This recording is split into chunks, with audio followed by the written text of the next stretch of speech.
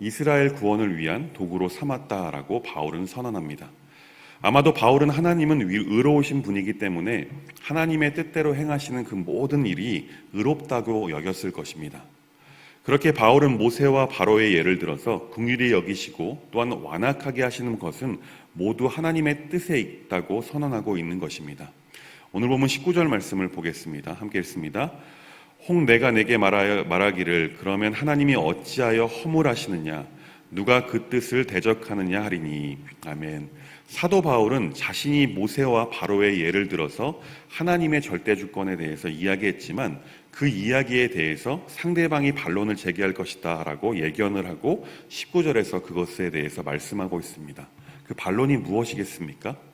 하나님이 모든 것을 당신의 마음대로 하시면 어째서 사람에게 그 책임을 물으신다는 것이고 대체 어떤 사람이 그분의 뜻에 맞설 수가 있겠느냐라는 의의죠. 이 질문은 이런 것입니다. 하나님께서 만약에 바로를 완악하게 하셨다면 그것은 하나님의 책임이지 바로의 책임이겠느냐라는 것입니다. 그러면서 이런 반론에 대한 대답으로 두 가지를 이야기하고 있습니다. 첫째는 하나님께서 귀한 그릇과 천한 그릇을 만들 수 있는 절대 주권을 가지고 계신다라는 것입니다. 또 다른 하나는 하나님이 진노의 그릇에게는 오래 참으심으로 관용을 보이실 수도 있다. 그리고 긍휼의 그릇에게는 영광을 베푸시다라고 말씀합니다. 그렇습니다. 토기장인은요, 자기 마음대로 귀한 그릇과 천한 그릇을 만들 수 있는 권한을 가지고 계십니다. 진흙이 하나는 귀한 그릇이 되고 하나는 천한 그릇이 되었다라고 해서 진흙은 토기장이에게 반론을 제기할 수 없다라는 것이죠. 우리 하나님께서도 당신의 뜻대로 진노의 그릇과 긍휼의 그릇을 만들 권한을 가지고 계십니다. 그리고 그 그릇을 마음대로 사용하실 권한도 가지고 있죠. 그릇이 토기장이에게 날 왜 이렇게 만들었냐고 반문하지 못하듯 사람도 마찬가지라는 것입니다. 하나님이 뜻대로 사용하시고자 하시면 그것은 창조주 하나님의 고유한 권한입니다. 우리는 그가 쓰시기에 편한 그릇이 되도록 우리 안에 있는 것들을 비우고 하나님의 것으로 채우려는 그 노력 외에는 아무것도 해서는 안 된다라고 바울은 우리에게 권면하고 있는 것입니다. 바울은 모세와 바로의 예에서 누구의 책임인지에 대해서 여기서는 다루지 않고 있습니다. 그러나 9장 30절부터 10장 21절에 가서야 그것이 사람의 책임이다라고 이야기를 하죠. 바울은요, 오늘 본문에서는 그 책임이 아닌 하나님의 절대적인 주권만을 이야기합니다. 왜 의도적으로 절대주권만을 이야기하고 책임에 대해서는 뒤에 가서 이야기하고 있을까요?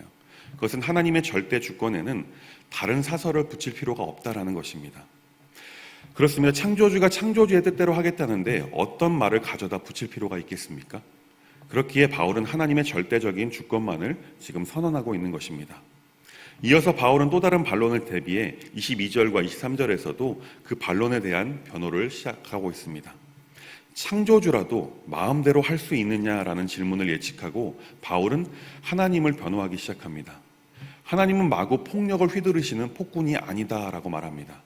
22절과 23절 말씀을 함께 보도록 하겠습니다. 함께 읽습니다.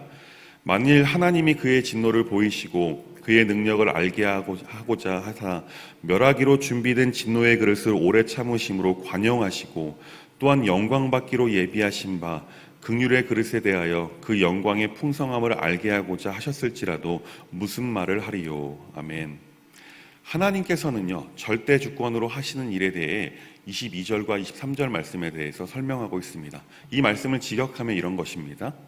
만약 하나님이 진노를 보여주시고 그의 능력을 알려주시기 원하셨더라도 멸망을 위해 준비된 진노의 그릇들을 오랫동안 인내하셨다면, 멸망을 위해 준비된 진노의 그릇들을 인내하셨다면 그가 영광을 위해 미리 준비하신 긍휼의 그릇들에게도 그 영광의 풍성함을 알려주시기 위해서 당신의 주권을 사용하신다라는 것입니다.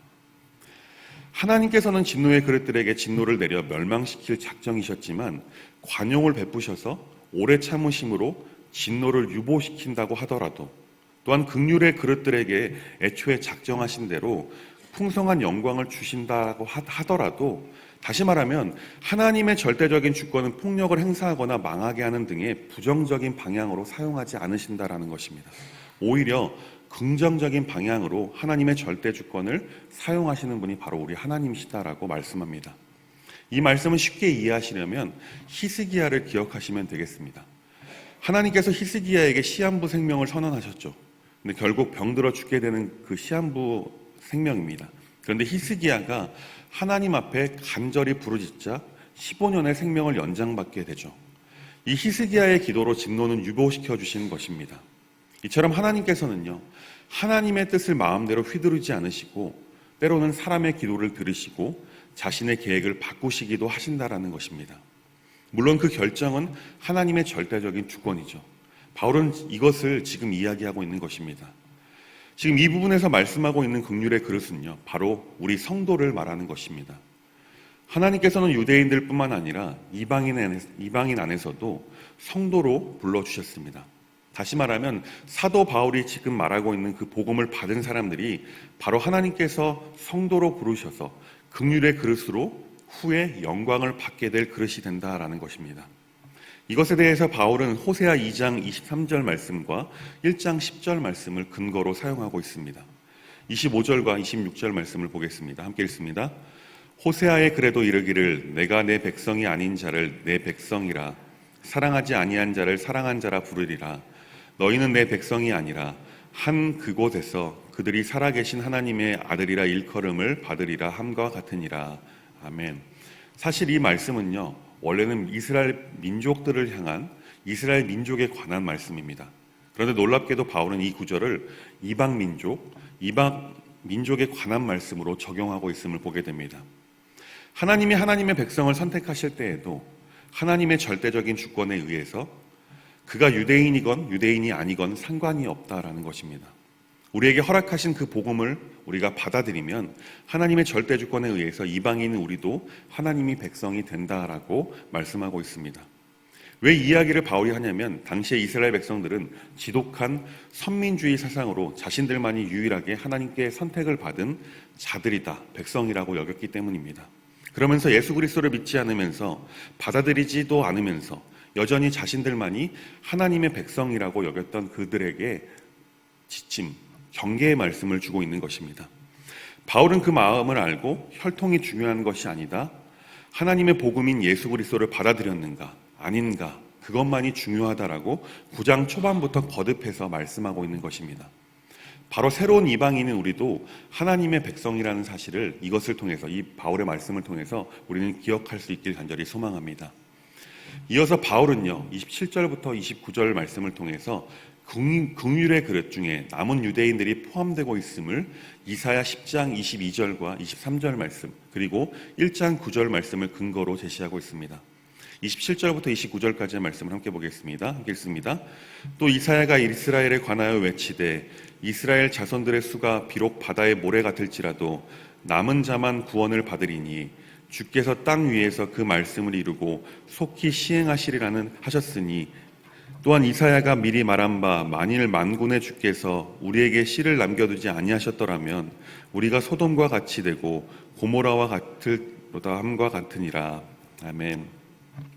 여기서 중요한 것은 이것입니다. 모든 이스라엘이 구원을 받는다는 것이 아니라 남은 자들만 구원을 받게 된다는 것이죠.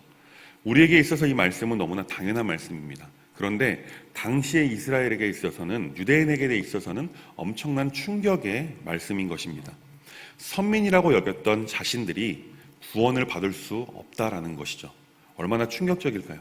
자신들이 가지고 있었던 그 선민 사상이 정말 지금 싸그리 무너지고 있는 말씀입니다. 사실 다윗과 솔로몬 때 번성했던 이스라엘은 아수르와 바벨론에게 멸망을 당하게 됩니다. 그런데 그때 일부가 살아남게 되죠. 어떻게 일부가 살아남게 되었습니까? 바로 하나님께서 살려주셔서, 또한 남겨주셔서 그들이 살아나게 된 것입니다.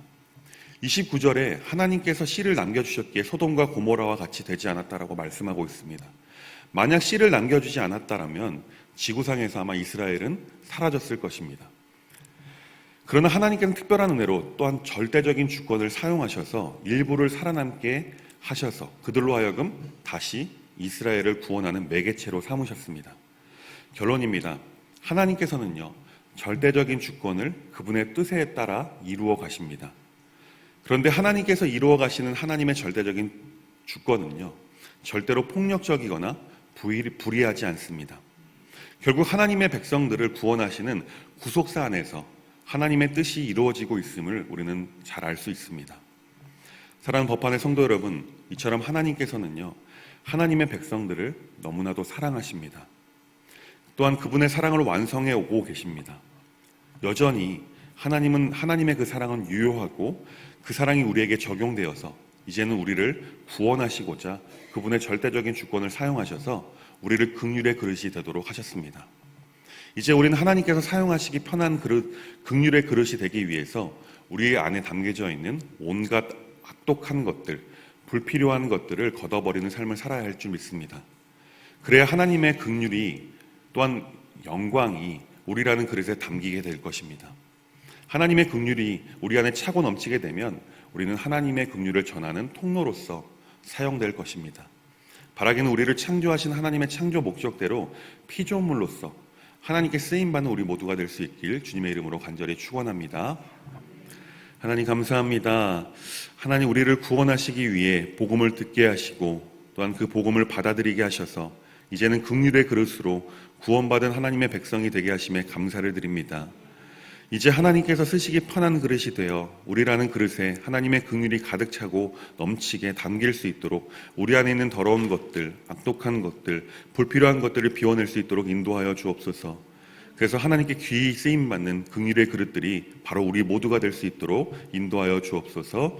예수님의 이름으로 간절히 기도합니다. 아멘.